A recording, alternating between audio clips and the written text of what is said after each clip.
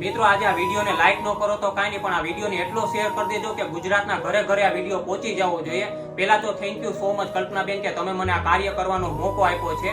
કારણ કે હું તમને એવી વ્યક્તિની મુલાકાત કરાવું છું જેને નાનપણથી એને દેખાતું નથી પણ એ બહુ સરસ ગાય છે. અને મિત્રો આ વૃષ્ટિબેને એક વર્ષમાં 30 થી 35 જેટલા સ્ટેજ પ્રોગ્રામ પણ કરેલા છે. ચાલો આજે આપણે આ વૃષ્ટિબેન વેકરિયાનો અવાજ સાંભળીએ કેવું ગાય છે.